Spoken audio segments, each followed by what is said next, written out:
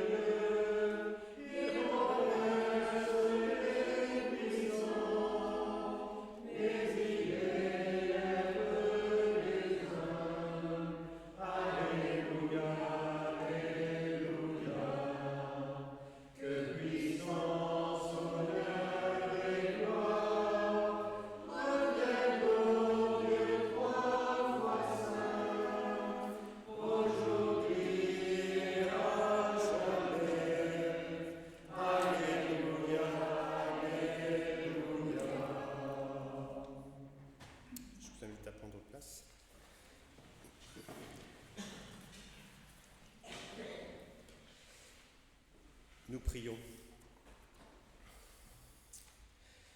La vie chrétienne, Seigneur, la vie de disciple, ce n'est pas de rester en bas passivement en attendant que ta présence nous tombe dessus.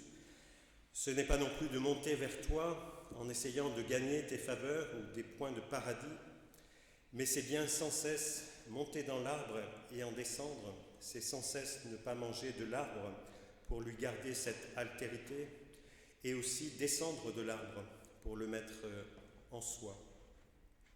C'est monter dans la lecture et aussi descendre en étant soi-même, c'est aspirer à ta présence bienveillante, Seigneur Dieu, et souffler l'action de grâce et la bénédiction sur nos prochains et sur notre monde. Notre relation à toi, c'est un peu comme l'échelle de Jacob, avec les anges qui montent et qui descendent, comme une rencontre qui suppose un mouvement des deux. C'est dans ce mélange subtil de ces différents mouvements que nous pouvons recevoir ton Fils, Jésus le Christ, le vivant, le ressuscité. Et à ce moment-là, indépendamment de tout mérite de notre part, mais en ayant bien conscience que dans le fond, nous sommes perdus, et que toi, Dieu, tu nous sauves, tu nous donnes un présent et un avenir. Alors oui, nous recevons encore aujourd'hui cette bonne nouvelle, tout comme Zachée l'a reçue en son temps, dont il nous est dit être tout joyeux. Oui, nous avons alors à la fois le salut et la joie d'appartenir à ton peuple, de t'appartenir, et aussi d'être fils et filles d'Abraham, héritiers de ta grande promesse. Ainsi, nous sommes au bénéfice de ton pardon que nous ne méritons pas. Ce que nous avons gagné, c'est d'être comme agrégés, greffés dans ton peuple, pour être ainsi tes enfants bien-aimés, dans la joie, pour la vie et pour l'éternité, avec toi, Dieu d'amour. Amen.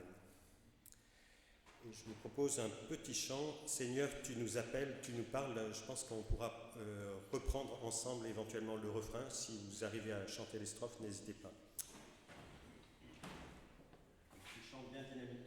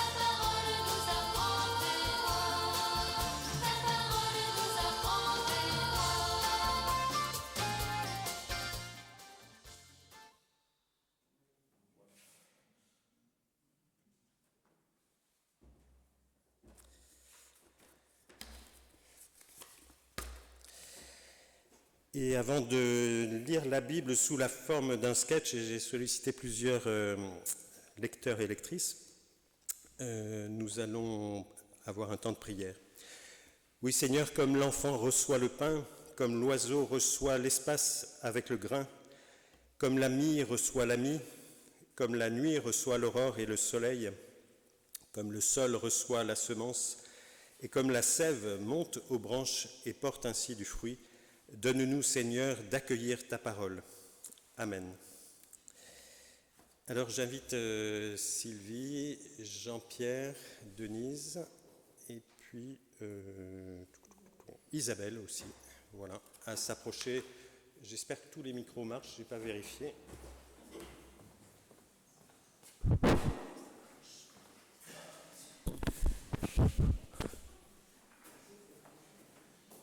se trouver au besoin. Il y a un micro qui manque, mais sinon, il y a aussi ça pour pouvoir marcher. Si besoin. On se partage, c'est peut-être le plus simple, on se partage ici.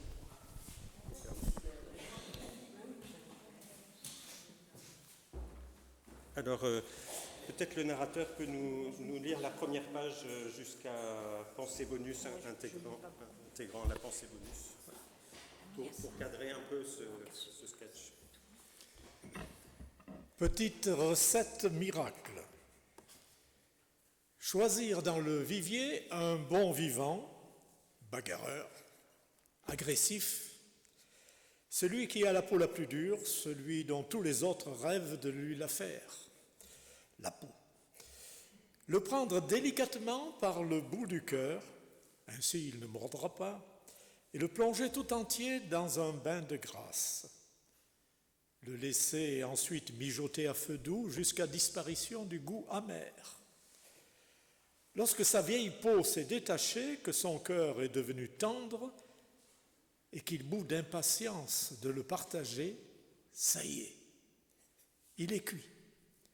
Servir sur canapé de pain et de vie. Ce sketch n'est en rien une attaque en règle contre les inspecteurs des impôts. C'est un métier comme un autre, fort honorable, et il n'est pas question ici de se les mettre à dos. Il s'avère qu'au temps très éloigné du Christ, certains étaient mal vus. Aujourd'hui, qui penserait encore à mal ? Je vous le demande. Pensée bonus. Donner avec ostentation, ce n'est pas très joli. Mais ne rien donner avec discrétion, ça ne vaut guère mieux. Pierre Dac.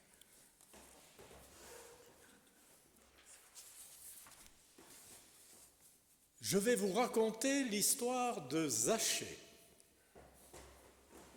Et là, t'as payé pour causer ? Je crois pas, non. Et alors ? Et alors, l'écrivain est mort depuis longtemps. L'écrivain peut-être, mais l'auteur non. Alors voyons. Je cherche dans mon dossier. Évangile de Luc. Histoire vécue. Texte sacré. Et en plus, vous faites moins de 1,50 m Oui, et alors ? Et ça risque de vous faire cher en droit d'auteur. Vous tenez toujours à la raconter, ma vie ? Je suis là pour ça, non ? Bon, 2 × 5 = 12, j'impose 2 et je retiens tout. Signez ici, je vous envoie la facture. Tu peux dire... À ce moment-là, entre une veuve. Ah, madame, rappelez-moi votre nom déjà. Non, ça ira. De toute façon, ça m'est égal. Que me vaut cette visite ? Eh bien, je venais vous payer mon droit à l'erreur. Mais comme je viens de perdre mon pauvre mari... Vous n'aviez qu'à faire attention. Je me suis dit, sûrement, monsieur Zachée fera un petit geste de bonté pour tout ce que je lui dois. Ben voyons, oui. Demandez-moi de faire des entorses à la loi aussi. Non, vous ne la trouvez pas assez boiteuse comme ça ? Je vous en supplie, je n'ai plus rien. Comment ça, plus rien ? Mais il vous reste l'essentiel. Quoi ? La volonté d'en avoir toujours plus. Oh, laissez-moi au moins mon cher Freddy, mon dernier chameau. Ne vous inquiétez pas pour Freddy, il sera très heureux de servir son pays, ainsi que vos 3 fils d'ailleurs. Oh non, monsieur Jassier, pas mes fils, s'il vous plaît, pas mes fils. Pitié ? Oui. Pitié, quoi ? Vous taisez-vous. Que disiez-vous, vous ? Pitié. Ah oui, eh bien, pas question. On sait ce que c'est, on vous laisse ça. Et puis vous prenez ça. Alors, allez, circulez ou je vous fais payer une taxe pour stationnement abusif et une amende pour corruption de fonctionnaires. Bon, ça suffit. Ce jour-là, Jésus entra dans Jéricho, où une grande foule l'attendait et l'acclamait. Jésus, Jésus, Jésus! Assez. Et Zachée, le collecteur d'impôts, Collecteur d'impôts, on aura ta peau! vous réglerez vos comptes après. Laissez-moi finir. Donc, Zachée voulait aussi voir Jésus, mais il ne pouvait y parvenir à cause de la foule. De plus, ce haut fonctionnaire était si petit que même avec des sandales à hauts talons, il n'arrivait pas à voir Jésus. Il décida donc de monter sur un sycomore. Un psycho quoi? Oh, mort! Volontiers. Et voilà, le cortège fait à l'instant son entrée dans la ville. Mesdames et messieurs, bonsoir. Jésus est très entouré, comme à son habitude. J'aperçois son ami Pierre qui lui glisse quelques mots. Peut-être lui reproche-t-il de ne pas avoir voulu prendre le chameau blindé. Selon le programme prévu, Jésus devrait maintenant passer devant nos caméras. Ah, mais le voilà qui change de direction. Il semble se diriger vers un arbre. Un syco quoi? Ah, un sycomore, me dit-on. Il lève les yeux vers le ciel. Que va-t-il se passer? On peut s'attendre à tout. Les caméras de Gérard vont se rapprocher pour nous permettre de suivre l'événement. Merci Gérard. Voilà Jésus. Tralala, tralala, il est passé par ici, il repassera par là. Coucou Jésus. Il y a bien du calme tout à coup. Qu'est-ce qui vous arrive? Ne faites pas cas de moi, il se trouve par hasard que j'adore grimper aux arbres. C'est tout.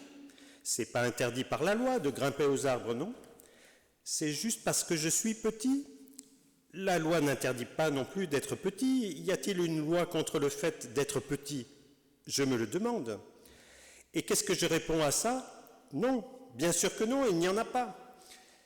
Donc ne me regardez pas comme ça, vous devriez être en train de regarder Jésus. Eh bien, il est là, n'est-ce pas? Alors regardez-le.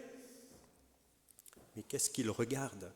Je suis bien tout seul dans cet arbre, non? Zachée! Qui a dit ça? Qui a dit mon nom?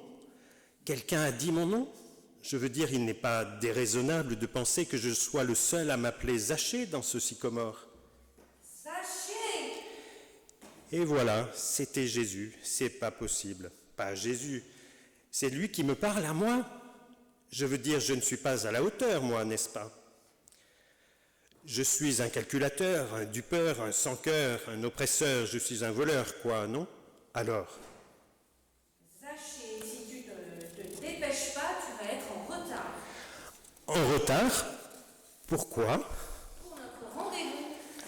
Ah bon, on avait rendez-vous? Comment cela? Et où cela?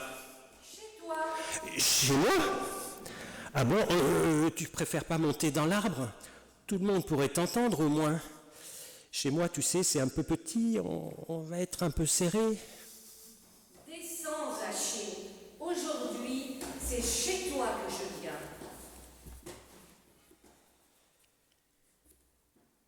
Voilà déjà près de 3 heures que Jésus est entré dans la modeste villa de l'inspecteur des impôts. La foule commence à s'impatienter.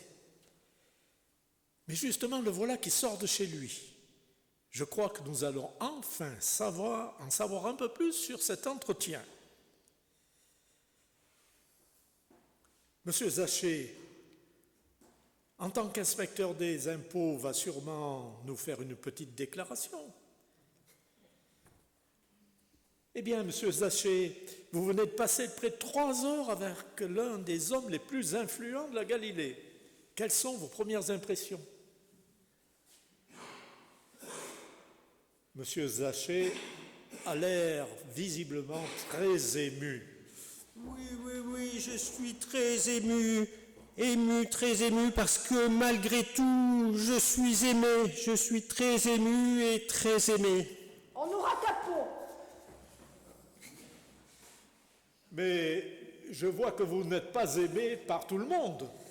C'est vrai, j'étais vers eux, mais alors vers eux, mais maintenant j'irai vers eux. Je leur rendrai ce que je leur ai volé, je multiplie par 4 et je ne retiens rien. Tout pour vous, rien pour moi, je vous dois bien ça. Eh bien voilà, nous rendons l'antenne sur ce tableau émouvant. Vous venez d'assister en direct à un miracle des plus surprenants. Jésus a aujourd'hui transformé un collecteur d'impôts en distributeur automatique. À vous les studios.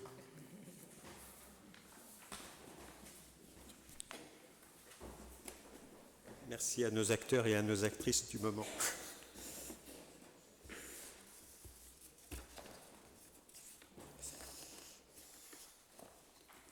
Et je vous propose de chanter au cantique 36-22 les 5 strophes de ce cantique. Seigneur, tu cherches tes enfants.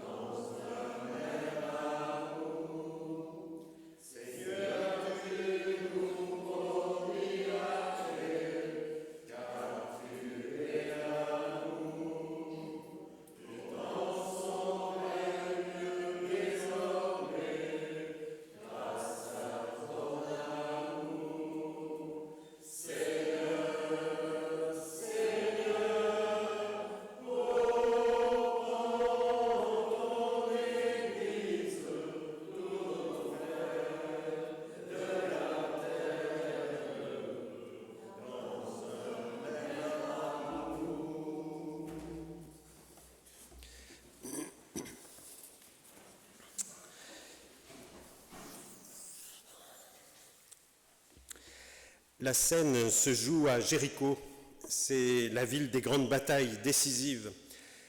Et déjà ce cadre nous fait pressentir que ce nouveau Josué de Nazareth va ici encore obtenir l'écroulement de murailles, à la fois celle des richesses et celle de la religion humaine. Zachée, c'est presque tout un symbole. Il a choisi d'être frauduleusement riche en devenant chef des douanes de Jéricho, c'est-à-dire en pactisant avec l'occupant romain et en s'excluant de la synagogue. Et il traîne avec lui cette appartenance à Israël dont son nom propre, Zachée, veut dire le pur, et qui rappelle bien l'exigence d'obéissance à Dieu. Et voilà le drame de cet homme. C'est un pur qui se sait impur. Et tout le monde l'appelle Zachée, c'est-à-dire le pur. Et tout le monde le tient pour un pécheur délibéré, obstiné, ostentatoire, car un chef de publicains, c'est un peu comme un pécheur-chef. Et voilà ce qui travaille donc secrètement Zachée, cette contradiction douloureuse intérieure. Voilà ce qui fait de lui un coupable sans recours, un remords sans promesse et un pécheur triste. En plus, il est le plus petit de Jéricho et il vit comme le plus grand de Jéricho. C'est un aliéné mûr pour la religion et c'est précisément ce besoin religieux qui l'enferme et nourrit son malaise. Trop juif et trop religieux pour être un pécheur tranquille, il est trop pécheur pour être tranquillement religieux. Et survint Jésus, que presque tous tenaient pour le Messie. Or, pour tout juif, le Messie allait être l'implacable adversaire des collaborateurs des Romains. Alors Zachée se dit « Voici mon juge !» Et comme ce Jésus a prononcé des phrases terribles contre les riches, Zachée, une seconde fois, se dit « Voici mon juge !» Commence alors le triomphe de la religion. Zachée courut en avant pour grimper sur un sycomore. « Qu'au moins, se dit-il, je sois grand dans ma petitesse, et que grande soit la confession publique de ma petitesse. J'avais choisi d'être grand et notable, et bien maintenant j'atteste grandement que je suis notablement dérisoire. » À l'exploit d'être riche, Zachée réplique maintenant par l'exploit d'être méprisable. Car tels sont les religieux culpabilisés par leur religion, toujours trop riches en péché et aussi trop riches en confession de leurs fautes. Il fallait en effet que Zachée soit bien malade pour choisir de se punir publiquement de cette façon. Il a fait le choix de courir à la rencontre de son juge, de s'afficher aussi théâtralement en pénitent insolite et extraordinaire, au lieu de fermer portes et fenêtres sur son passage. Zachée en avait assez de son personnage officiel, le pécheur banni d'Israël. Mais on ne quitte pas son personnage en revêtant un autre. Et quel personnage, bien plus éloquent et divertissant que l'autre. Pour toujours, voici Zachée, devenu le percepteur d'impôts qui grimpe dans les arbres pour se punir lui-même, s'offrir à la risée des foules et, du moins le pense-t-il, s'exposer au regard du Messie qui s'avance et doit donc dès lors achever l'histoire et procéder au jugement dernier. Zachée, d'une certaine façon, c'est le premier moine, le premier inventeur de l'autopunition. Zachée cherche la justice du côté des arbres, où l'on s'habille non plus de sa propre justice, mais de sa propre injustice. Et survient Jésus, et aussi avec lui l'Évangile tout entier contenu dans un ordre. Zachée, descends vite, descends vite. Ainsi, la vie nouvelle, ce n'est pas un art de monter, mais bien de descendre. Non pas un art de fuir le quotidien, mais bien de s'inscrire ou d'essayer de s'inscrire dans ce quotidien. Et l'Évangile n'est pas un au-dessus de la mêlée, un au-dessus des foules ou un au-delà des douanes. C'est un engagement dans la foule pour un meilleur système des douanes. « Descends vite, dit Jésus. Finis de faire le singe religieux dans ton arbre. Je ne suis pas dans les arbres. On ne me rencontre pas entre ciel et terre, mais bien tout en bas, au sein des foules, parmi les humains. Vivre mon évangile, ce n'est pas décoller du sol, mais bien s'y enfoncer comme le grain qui doit y mourir pour que vienne une moisson de 10, de 50 et même de 100 pour un. Alors Zachée, descends vite. Ce n'est pas en haut que l'on trouve Dieu. Dieu habite du côté des racines. Cesse donc de faire le moine singe et deviens un homme de foi et de confiance. Survient Jésus et avec lui l'Évangile. Zachée, il me faut demeurer aujourd'hui dans ta maison. Voilà la vraie conversion de Zachée. Il ne doit pas fuir sa maison ni sa nouvelle mission, mais bien apprendre quelle est la maison de Jésus, la maison de Dieu. Ma maison, dit Jésus, ce n'est ni le temple, ni la synagogue, ni l'église, ni le ciel, ni les arbres. Ma maison, c'est ta maison. Avec, c'est vrai, peut-être son trafic malhonnête. Et là, ensemble, nous allons y déposer la graine de la plus grande révolution économique que pourrait connaître Jéricho. Rendre 4 fois ce qui a été indûment perçu. Donner la moitié de tout aux pauvres, c'est la mission possible de l'espérance. Oui, voilà la conversion de Zachée.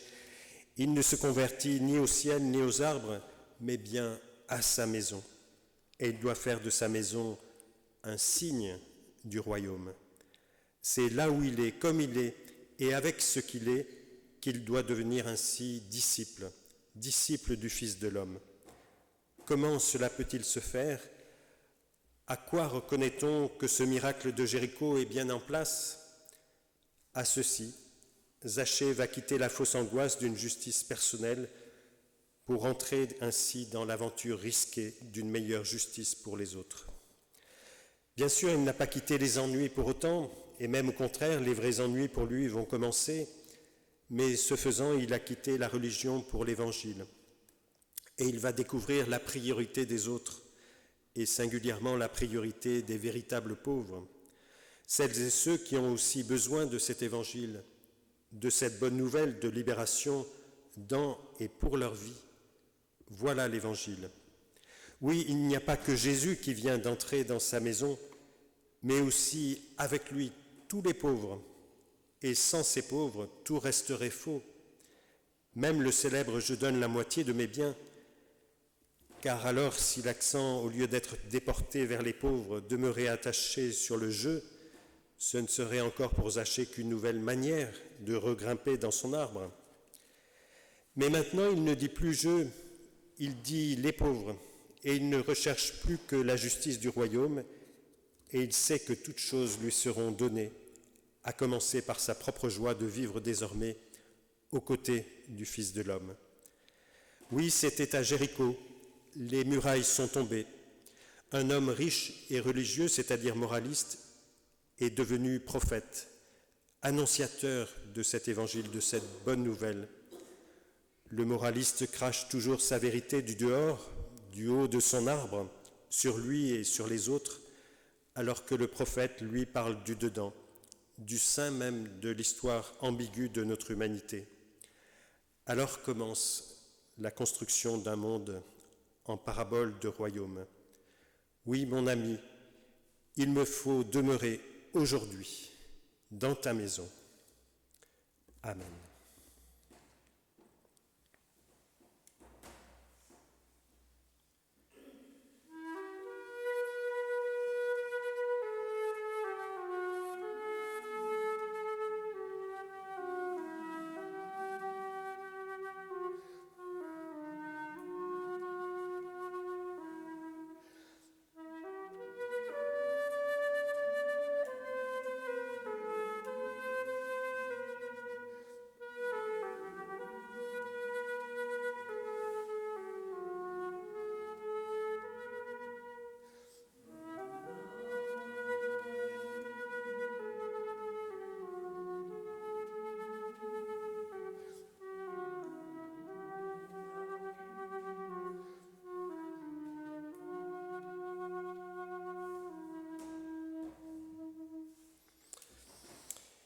Je nous invite à chanter au cantique 4307, Venez au Prince de la vie, page 642, 643, 4307.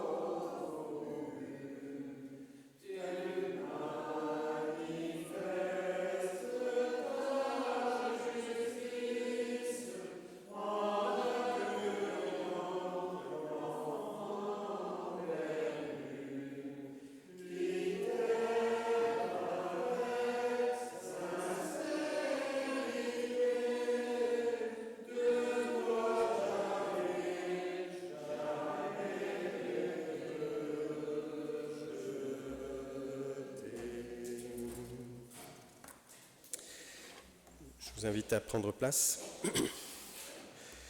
Et voici le moment de l'offrande qui est aussi notre réponse à cet amour premier de Dieu pour nous, ainsi que chacun et chacune donne librement ce qu'il ou elle a décidé dans son cœur.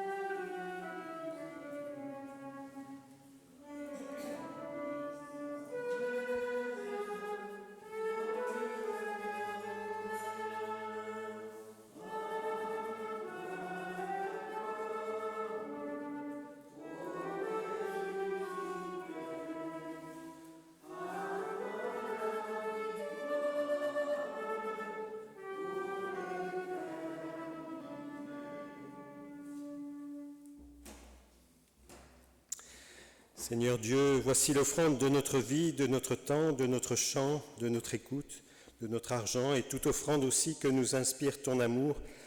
Accorde-nous d'essayer de les traduire dans la vie de notre Église comme dans nos différents lieux de vie en des gestes qui puissent parler et témoigner de toi pour aujourd'hui et pour demain. Amen. Et voici le temps des annonces. Je laisse Sylvie nous les partager.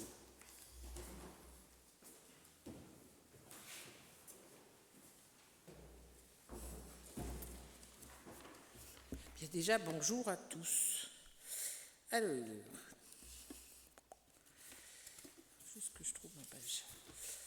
Avant de commencer les annonces, je voudrais dire un grand merci à la petite équipe qui a travaillé cette semaine pour continuer le ménage du temple et qui s'est attaqué au rangement de la cuisine et de la salle Viblé. Alors, on n'a pas fini. S'il y a d'autres volontaires qui ont envie de donner un coup de main, on les accepte très volontiers. Parce qu'il faut finir la salle Viblé, il faut finir une partie de la cuisine, et puis il y a encore tout le bazar là derrière. Donc, venez nous voir à la fin du culte pour qu'on décide d'une journée ensemble. En tout cas, merci les filles du boulot, et c'est toujours dans la bonne humeur, et ça, c'est vraiment sympa. Cet après-midi, pas d'affolement si vous voyez plein de voitures autour du temple. Il y a une répétition de l'ensemble vocal, donc prenez pas peur, vous n'avez rien loupé. C'est juste l'ensemble vocal qui vient répéter parce qu'il prépare un grand concert là pour le mois de mai. Mardi à 16h, on aura au temple de Guilherand une réunion de la commission financière. On va parler de choses qui fâchent.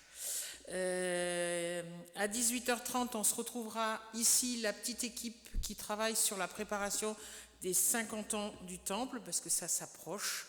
Donc on se retrouve ici à 18h30 pour finaliser un peu tout ce qu'on a déjà travaillé. Mercredi 5 à 17h, on aura une réunion à Victor Hugo pour la commission immobilière, parce qu'on va parler effectivement de presbytère, de temple et de diverses choses, donc voilà. Jeudi, on aura 2 répétitions de la chorale, faute d'une. On en aura 2, puisqu'on répète à 19h les chants qu'on donnera pour le culte des 50 ans. Et puis, à 20h15, avec les choristes extérieurs, on se retrouve pour travailler pour le concert du 29 avec Inti Watana. Donc, les choristes, travaillez votre voix, reposez-vous bien, parce que jeudi, ça va donner. Voilà. De vendredi à samedi, merci de penser à nous. On sera au synode à Cré, donc c'est toujours intéressant, mais c'est quand même des journées bien remplies. Donc merci de nous porter dans vos prières. Et puis je vous mettrai dans les annonces que j'enverrai ce soir un lien, puisqu'on nous l'a communiqué c'est Françoise Delbreuil qui nous l'a envoyé. Vous pourrez, si vous le souhaitez, visionner le culte synodal en allant sur YouTube, donc soit en direct, soit en différé, mais vous y aurez accès avec l'intermédiaire de ce site. S'il y en a qui le veulent tout de suite, vous me demandez, je l'ai là. Samedi, alors nous on sera au synode, mais vous n'y serez pas forcément, donc 2 concerts samedi qui nous sont proposés. Un concert à 18h à Porte-les-Valences, c'est le chœur d'hommes Entresol, chœur du Dauphiné, dont fait partie, entre autres, Christian Bonnet, qu'on connaît bien. Donc, il donne un concert à 18h au Temple de Porte. Et à 18h30, à l'église de Saint-Péret, il y aura la chorale La Tarentelle et le Quatuor Baratier qui vont donner le Magnificat de Vivaldi. Donc, si vous avez envie de faire entendre de la belle musique à vos oreilles, eh bien, vous avez le choix. Dimanche prochain, le culte sera assuré par Daniel Poujol, ici même à 10h. Et puis comme vous en avez pris peut-être pas encore l'habitude, mais vous savez qu'au niveau du conseil, je suis en train de chercher mon papier parce que je ne suis pas sûre que je l'ai pris en fait, on a décidé dans le cadre de l'ouverture de nos églises à l'Église universelle, de faire un petit communiqué tous les dimanches qui soit commun à nos 3 paroisses. Donc normalement, au premier dimanche, on avait dit que c'était la CAT, sauf qu'on n'a pas reçu le communiqué de la CAT. Donc à la place, on vous propose un communiqué qui concerne la SEVA. SEVA, qui est une communauté d'églises protestantes pour la mission, qui a été créée en 1971 à Paris. Elle regroupe actuellement 35 églises protestantes, dont le PUDF évidemment, et elle est répartie dans 24 pays, en Afrique, en Amérique latine, en Europe, dans l'océan Indien, dans le Pacifique. Et donc la SEVA vient de tenir son assemblée générale la semaine dernière, oui je crois que c'est la semaine dernière que Michel Mazet y était, donc à Torre Pellice, dans les vallées vaudoises en Italie, c'était l'assemblée générale de la SEVA. Donc chaque église, il faut savoir que chaque église est représentée par 2 délégués, et là il avait été proposé qu'il y ait une parité homme-femme, et qu'il y ait un senior, on ne va pas dire un vieux, un senior et un moins de 30 ans. Donc c'était le choix qu'ils avaient fait dans les délégués de demander qu'il y ait cette mixité-là, et moi je trouve ça très très chouette. Donc les 3 mots d'ordre de la SEVA, c'est d'abord partager. Partager, c'est-à-dire parler de Dieu, évidemment. Les églises ont besoin de nous soutenir dans la formation, dans l'éducation communautaire. La formation théologique et la formation féminine sont pour la SEVA une priorité. La place des femmes dans le monde n'est pas toujours égale, et on le sait bien. Autre mot d'ordre, c'est agir. Donc la SEVA lutte pour bâtir un monde solidaire. Elle se bat pour soutenir les plus démunis, pour guérir et réconcilier, pour sauvegarder la création. Donc de vastes engagements qui sont pris par la SEVA. Et bien évidemment, témoigner. Donc ce témoignage se traduit par des visites, par des échanges, par des actions communes, par un partage d'outils, par un travail en réseau. Donc c'est tout ça, la mission de la SEVA. Elle organise ses activités selon des axes de travail, à savoir l'animation théologique, les programmes et les projets missionnaires des églises membres, l'échange des personnes, la formation et les bourses, parce qu'il faut soutenir aussi ceux qui s'engagent, l'information et la communication, et la justice et les droits de la personne humaine. Et on sait combien il y a du travail aujourd'hui dans ce domaine-là. Donc il faut savoir que l'Assemblée générale a élu un nouveau président pour la SEVA, c'est le pasteur tahitien. Alors excusez parce que je ne suis pas certaine de donner son nom comme il faut. T-U-I-A-R-I Pifao. Voilà, c'est le nom du pasteur tahitien qui est donc maintenant le nouveau président de la SEVA. Et la CEVA, comme j'allais dire, nombre d'associations, commence à réfléchir comment sortir de l'impasse financière dans lequel ils sont, et notamment parce qu'il faut savoir que les églises suisses ont annoncé leur retrait de la CEVA. Alors, on sait que la Suisse, c'est quand même un endroit où financièrement il y avait quand même beaucoup d'aide. Donc voilà, donc ça c'est aussi un défi pour la CEVA de relever et de pouvoir continuer à fonctionner avec cette manne en moins. Donc on peut aussi prier pour les gens qui sont engagés aussi, les délégués et le président et toute cette association, cette communauté d'églises que représente la CEVA. Voilà.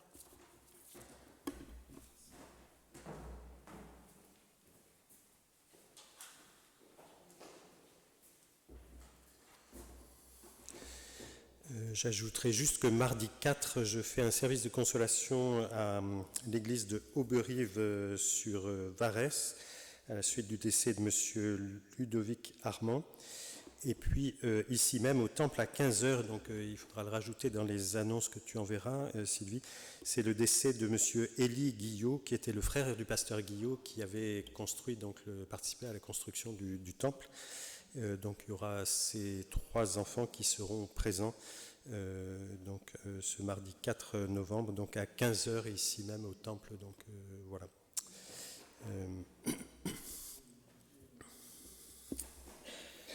Nous puissions porter aussi ces familles dans notre prière d'intercession. Donc Élie Guillot. Seigneur notre Dieu, c'est notre joie de te célébrer, Dieu notre Père, pour ce monde que tu as créé si beau et dont tu traverses aussi les douleurs et que tu ne cesses de créer toujours nouveau.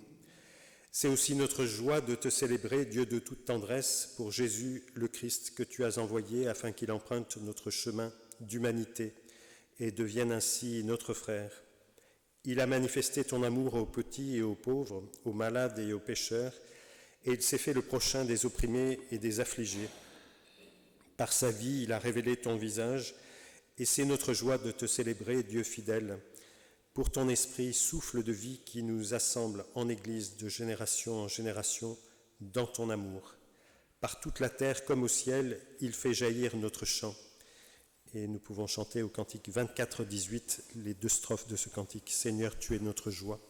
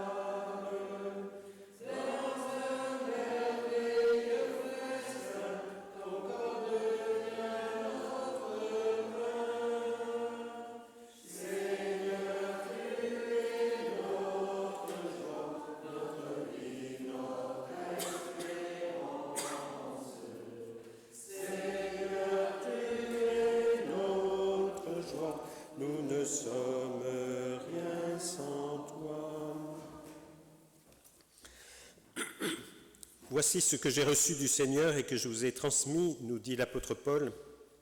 Le Seigneur Jésus, dans la nuit où il fut livré, prit du pain, et après avoir rendu grâce, il le rompit et dit : « Ceci est mon corps qui est pour vous. Faites cela en mémoire de moi. » Il fit de même pour la coupe après le repas en disant : « Cette coupe est la nouvelle alliance en mon sang. Faites cela en mémoire de moi toutes les fois que vous en boirez. » Nous prions. Seigneur, toi qui nous rassembles et nous invites, Éternel notre Dieu, renouvelle et raffermis notre foi, notre confiance en toi. Envoie ton Saint-Esprit sur notre assemblée afin qu'en recevant ce pain et ce vin, ce fruit de la vigne, nous recevions aussi les signes visibles de ta présence et de ta grâce invisible. Comme ce pain est fait d'épis autrefois dispersés et maintenant réunis, comme ce vin est fait de grappes autrefois éparses, qu'ainsi tous les humains soient rassemblés dans ton amour et réunis un jour dans ton royaume. Amen. Et nous pouvons chanter au cantique 24-11, les 3 strophes de ce cantique, 24-11.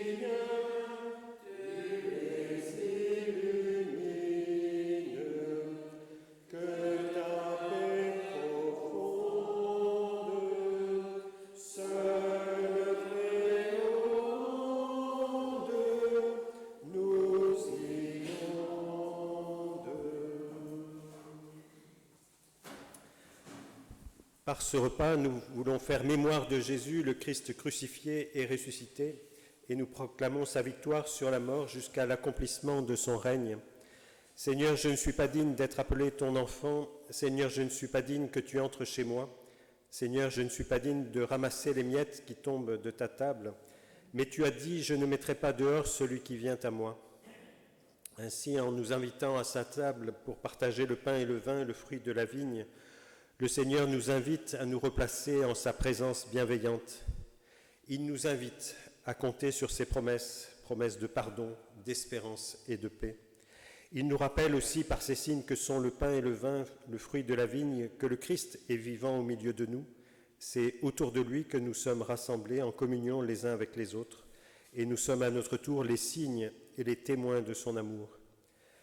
Partager le pain et le vin ou jus de raisin, tous deux fruits de la vigne, c'est aussi répondre à cet amour premier de Dieu pour nous, et c'est faire cette démarche de confiance où l'important n'est pas de nous regarder d'abord nous-mêmes, mais de le regarder lui. Aussi être à la table du Seigneur, c'est notre façon de dire qu'ensemble nous voulons nous mettre en route à la suite du Christ. Nous le reconnaissons comme notre Seigneur, notre Sauveur, Dieu au milieu de nous, et nous voulons le louer et le servir avec assurance et joie. Nous reconnaissons celui qui, par amour, est venu au milieu de nous. Voici la table où le ressuscité nous attend pour partager sa vie. Il nous invite toutes et tous à ce repas.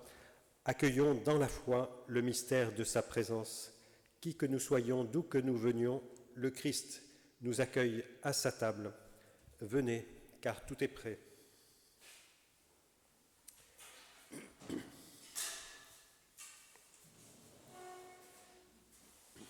On peut faire un cercle autour de la table.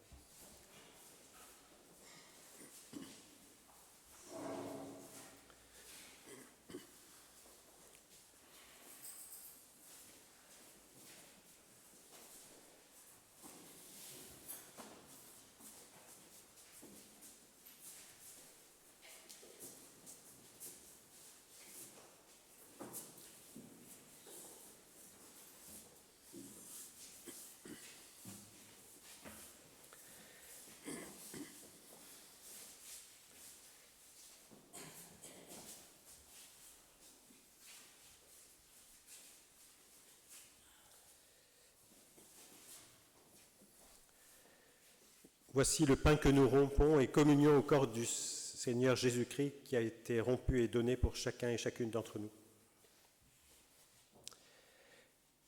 Et la coupe de bénédiction pour laquelle nous voulons rendre grâce est la communion au sang de notre Seigneur Jésus-Christ, le sang de la nouvelle alliance versé pour la multitude et pour chacun d'entre nous. Devenons ce que nous recevons et recevons ce que nous sommes. Nous sommes le corps du Christ.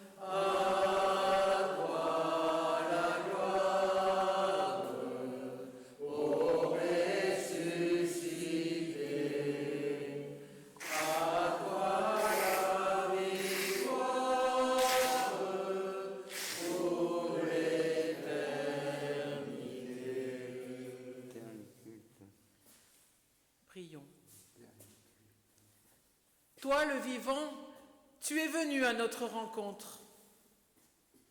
Pour ta parole qui éclaire nos vies, pour le pain et le fruit de la vigne qui nourrissent notre foi, pour la communauté que tu construis, nous te disons merci. Amen. Le Seigneur nous accompagne sur notre chemin et pour ce temps qui nous est donné comme un cadeau de vie et d'espérance. Dans chacune de nos journées, il nous redonne sa grâce et sa paix dans la confiance et l'espérance qu'il nous renouvelle. Amen. Je vous invite à retourner à vos places.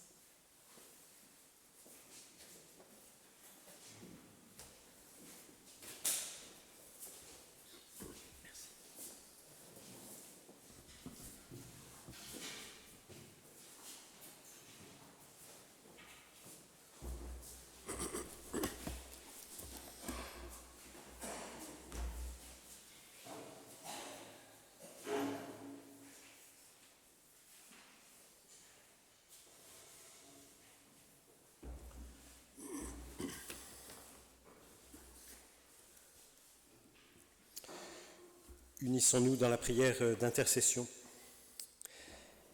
Seigneur notre Dieu, tu viens chercher et sauver ce qui était perdu. Quel autre Dieu se soucie autant de ses créatures? Quel autre Dieu veut sauver le plus grand nombre à chaque génération? Quel autre Dieu tient-il à demeurer chez chacun et chacune et prendre ainsi du temps ensemble?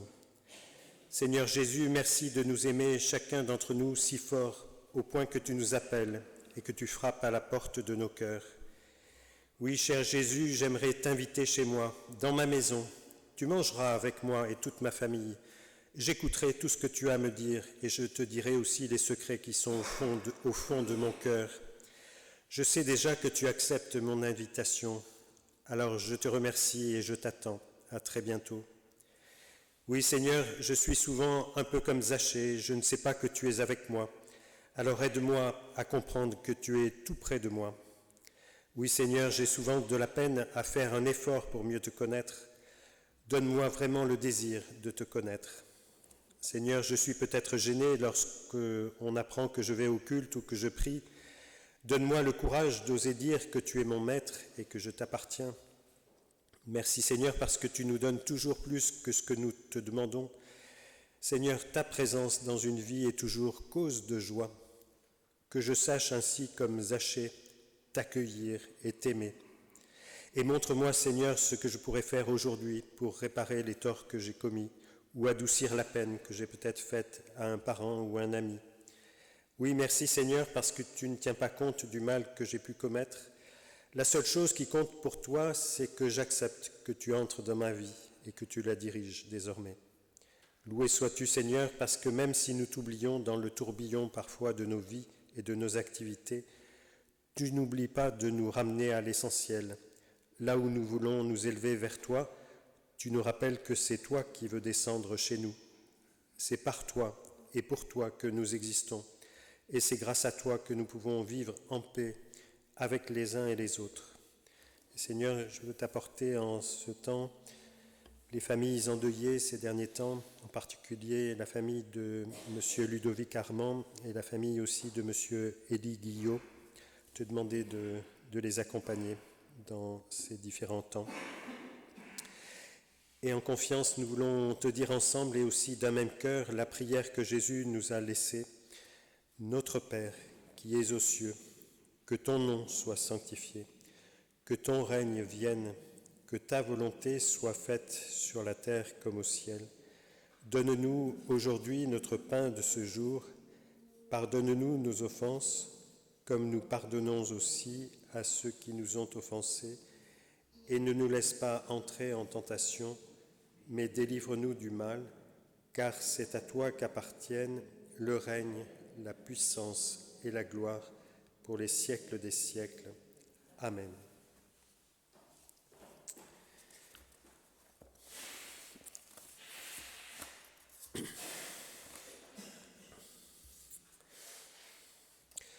Et au moment de recevoir ces paroles d'exhortation et de bénédiction de la part du Seigneur, je vous invite à vous lever, si vous le souhaitez.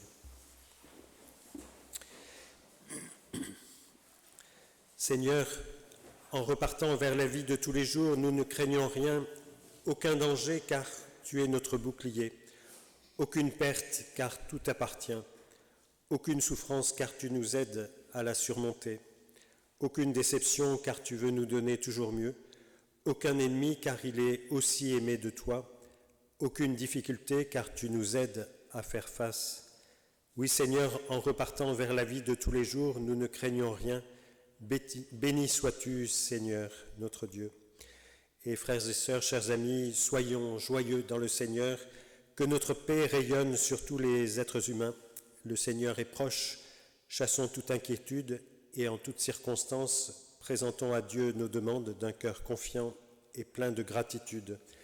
Oui, que la paix de Dieu qui surpasse toute intelligence et toute connaissance garde ainsi nos cœurs et nos pensées dans le Christ Jésus, le vivant, le ressuscité. Amen. Amen. Et je vous invite à chanter au cantique 62-75, « Viens nous bénir ». Les 3 strophes, 62-75.